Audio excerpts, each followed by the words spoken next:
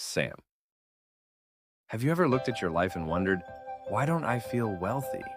Not in the sense of needing more money, but this deep, nagging sense of not enough. That was me, a steady job, a comfortable life, yet I felt poor. Let me take you back to the moment that changed everything for me. This story isn't just about wealth, it's about the power of generosity and faith. Stick with me, you'll see why. Growing up, my family taught me the value of hard work. My parents ran a small provision shop and a delivery business. Weekends weren't for cartoons or playing with friends. They were for stocking shelves and loading goods. We worked from 10 a.m., often past midnight, just to keep the business afloat. I remember those long hours vividly. Sweaty, tired, and watching other kids play outside, I would wonder why life felt so unfair. Yes, indeed, I lost my childhood due to this. Remembered during my NS days, when my peers started to talk about the cartoons they had watched and the toys they had played. These things seemed so alien to me. On hindsight, I consoled myself that I had grown up faster. I had seen and done things that only happened in the business world. But those years shaped me to what I am now. They taught me to be frugal and to count every dollar. Yet, even as an adult, I couldn't shake the feeling that I was behind. My friends and colleagues seemed to glide through life effortlessly, driving nice cars, living in private property. Meanwhile, I told myself, that's just not for me. That's for people in management or sales. As time went on, my career took off. I got opportunities to lead projects and shine in my field. With experience came better pay, promotions, and recognition. On paper, I had everything I needed, but inside, that feeling of poverty lingered. I couldn't understand why. Then one day, a close friend, someone earning about the same as me, shared something that rocked my perspective.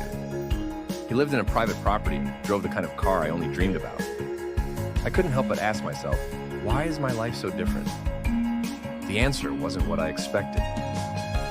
It wasn't about how much I earned. It was about what I chose to do with it. Recalled that about 8 years into my working life, I made a decision that changed everything.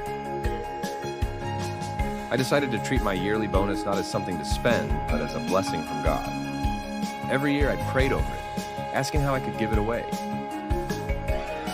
Whether it was through tithing or helping someone in need, I chose to use it to bless others. At first, it wasn't easy. Giving away something I worked hard for felt counterintuitive. But this wasn't about being noble. It was my way of thanking God for His provision. And then, something extraordinary happened. No matter what I gave, blessings seemed to return in ways I couldn't have imagined. Opportunities opened up. My needs were always met. It was as if I had tapped into a principle of abundance that had nothing to do with my bank account. This act of giving of my year bonus away arose from the challenge in one of sermons that state, you can never outgive God. Do note, this is not prosperity gospel, but the details of this challenge would be shared in another video. Coming back to today's story, this incident reminds me of a powerful parable on the widow's offering in Mark 12:41-44. Jesus watches people give their offerings at the temple. Wealthy individuals give large sums of money. Then a poor widow steps forward with 2 small coins, all she has to live on. Jesus turns to his disciples and says, "This poor widow has put in more than all the others. They gave out of their wealth, but she, out of her poverty, gave everything." That story hits me at that time. It's not about the amount you give, it's about the heart behind it. The widow trusted God completely.